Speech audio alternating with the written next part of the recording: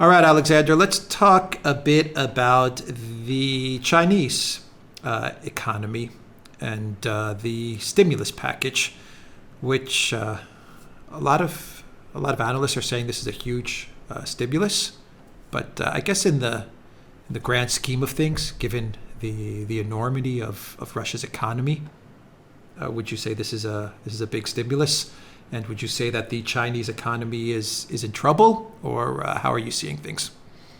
The Chinese economy has matured, and it's given the size that it has now, and the fact that it has matured to the extent that it has done. It cannot achieve the kind of double digit levels of growth that it was achieving 15, 20 years ago. And I think this is a statistical reality which many people, I think, have struggle understanding. So the fact that China is growing, or claims that it is growing, at a rate of 5% a year rather than 10 or 15%, doesn't in itself mean that the Chinese economy is in trouble. What it simply means is that it's now grown to the level and has matured to the level that it is statistically impossible to maintain those kind of levels of growth. But that doesn't mean they don't have problems.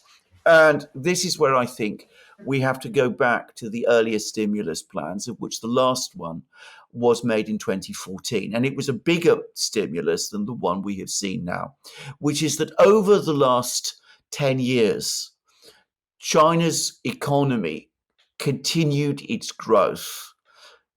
The main drivers of growth were no longer technology, manufacturing, things of that kind to the same extent. It was more construction, in housing construction and in infrastructure. And this created a bubble, as it often does. And that bubble is being shrunk by the Chinese authorities. And as is often the case when we're talking about a bubble, it is proving very, very difficult to shrink the bubble, or rather to burst the bubble, without causing major problems in the economy as a whole. So, what the Chinese authorities have done is, even as they've resisted up to now pressure to conduct big stimulus packages, which could in some way reinflate that property bubble and that stock market bubble that goes with it, um, they have now accepted that they must do, because it looked as if with this bubble sort of deflating, the Chinese economy might actually fail to meet its nominal 5% growth target this year, or perhaps even slip into recession. So they've unveiled another stimulus package. But relative to the size of the Chinese economy, which now is about $35 trillion dollars by purchasing power parity levels, the current stimulus package, which is about $7 trillion dollars, it isn't very big.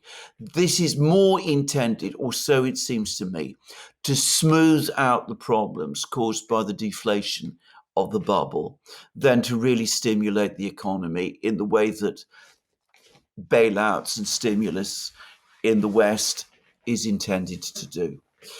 Now, whether the Chinese are going to be able to smooth out this problem, whether they can avoid a recession, is another matter.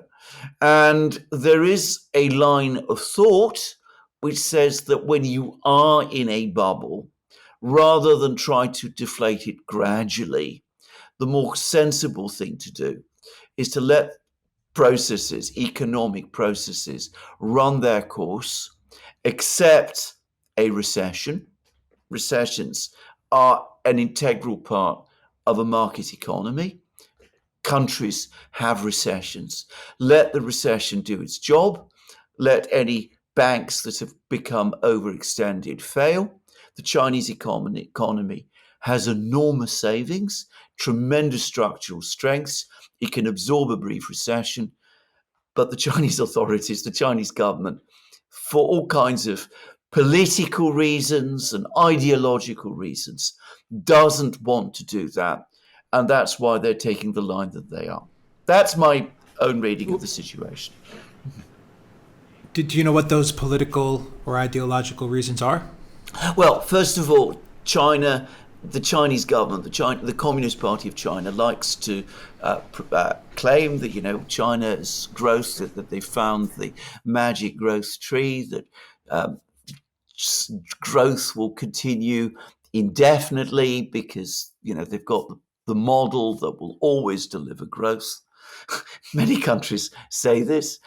I have to say, socialist countries, communist countries, have a particular tendency to say this. But even the United States likes to pretend that, growth is something that's going to continue indefinitely, that recessions can be avoided at all times. The other problem, however, that they have is probably a more serious one and a more real one, which is that, of course, the Chinese people have become accustomed to 30 years of constant and very rapid growth. A recession, even if it was a relatively brief one, which, by the way, I think it would come as a shock. And the Chinese government might be worried about how people would respond and whether there would be social unrest, as there was in the 1980s.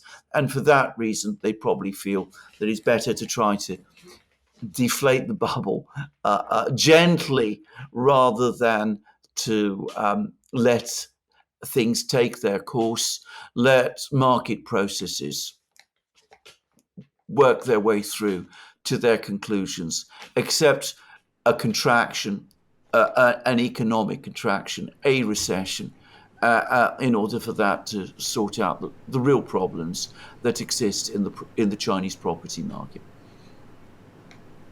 How is this going to affect the world economy? Well, if there's what China's going through, right? If it's going to reflect right, the immediate effect of the stimulus package is that it's already leading to a rise in a surge in stock market prices, and it will ultimately also lead to a surge in demand. So we're going to see goods and and capital move back into China, whereas until fairly recently they've been moving out. So the Chinese have been running an ever bigger surplus, and money has been leaving China rather than going into it. For a temporary period of time, this is going to reverse. My own view is that this stimulus is going to run its course in a few months, and then we're probably going to see return to something like the situation that we had before, which is a gradual rebalancing of the economy, which is what Xi Jinping and the Politburo wants. They want to move away from property bubbles and that kind of stock market speculation. I get the sense, by the way, that Xi Jinping, who has a rather austere side to his personality that people don't mention very much, but it's definitely there if you follow his speeches. He doesn't like bubbles. He doesn't like property speculation. He's one of these people who says, that production, industry, technology, high-tech technology, that's where it ought to be. We need to redirect investment capital away from property, construction and building and that kind of thing, back to where we're strongest, which is in industry, especially high-tech industry, supercomputers, aircraft, EVs, that kind of thing.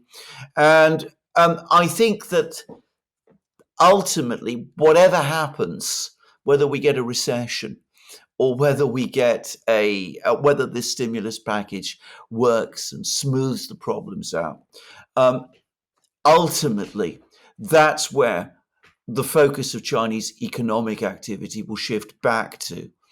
And then we will revert to a situation where money starts leaving China again, and the Chinese trade surplus increases, and this temporary blip in upward demand and stock market prices, and property prices, and all of that, with goods going into China and all of that sort of thing. I think in a couple of months' time, say 3 or 4, 5, 6 months at most, that process will have run that period of surge will have run its course. The risk the Chinese run, if I can say, is that by trying to deflate the bubble in the way that they're doing, rather trying to avoid a recession, they are actually allowing problems to remain, debt issues and things like that to remain. I mean, the advantage of recessions is that they clear out accumulated problems. They erase bad debts, for example. If you keep these debts on the books, they continue to act as a drag, and they actually slow growth and investment going forward, which is what happened to Japan in the 90s. I'm not saying it's going to happen to China in the same way, but what the Chinese are trying to do to deflate the bubble by avoiding a recession is a difficult trick to pull off. All right, let's talk very quickly, Alexander, to wrap up the video, about some geopolitics with China. Blinken met with Wang Yi at the UN General Assembly on the sidelines of the UN, and it does look like Biden is going to have a phone call with Xi Jinping. What's going on there? What are they discussing? Well, the Chinese have produced a readout of Wang Yi's meeting with Blinken, and it was one of the most ferocious readouts I have ever read. Wang Yi, according to the Chinese readout, actually said to Blinken that you're being two-faced, that on the one hand you want our help all the time, on the other hand you're doing everything you can to contain us, to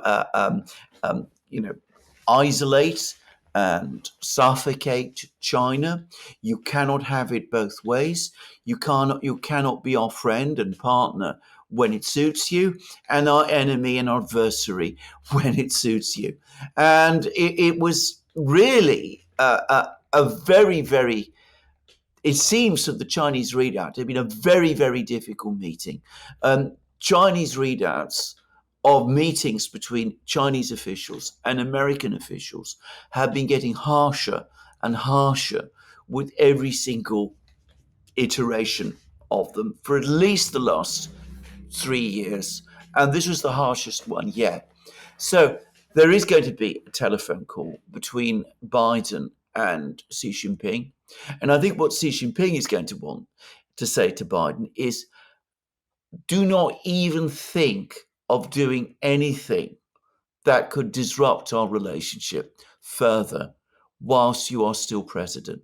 Don't even think of taking steps with Taiwan, for example, real serious steps with Taiwan. You're already talking about giving Taiwan a lot more weapons. We see this as a major breach of the promises that we were given back in the 1970s and 80s, when we agreed to establish relations. But if you're going to go even further than that, then we will respond.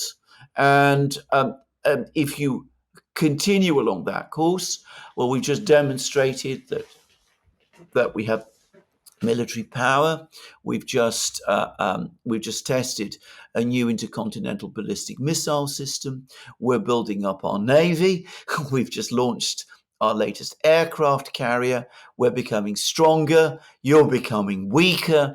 I mean, he's not going to say it in exactly those terms, but based on what the readout of the meeting between Wang Yi and Blinken says, it's going to be a very tough call from the Chinese side. The final call, I imagine. Call, yeah. Before Biden exits. Before Biden exits. Yeah, of course. All right. The Duran.locals.com. We are on Rumble, Odyssey, BitChute, Telegram, Rockfit, and Twitter X. And go to the Duran shop, pick up some merch. The link is in the description box down below. Take care.